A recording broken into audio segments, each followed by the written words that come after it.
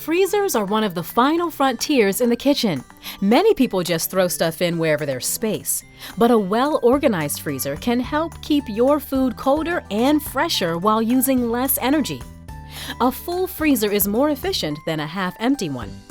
Recooling air every time the door opens is one of the biggest strains on the freezer. So the less room there is for air, the less air there is to have to recool.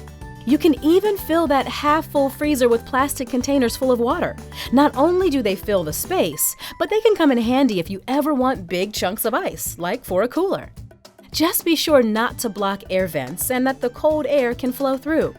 Filling your freezer also keeps your food colder longer in case of a prolonged power outage. But what about the food inside? Frozen food can still be safe to eat for a long time, but it starts to lose flavor after about 3 months. So be sure to write the date on all the food you put in the freezer and rotate the oldest toward the front to remind yourself to eat that first. And don't forget to wrap your foods tightly, making sure to press out excess air that can cause freezer burn.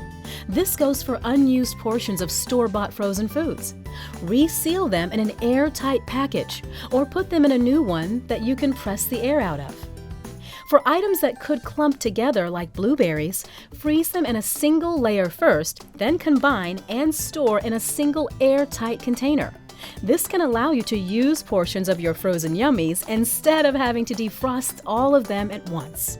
It may not be the first thing you think about when tidying up your kitchen, but there's nothing cooler than an organized freezer.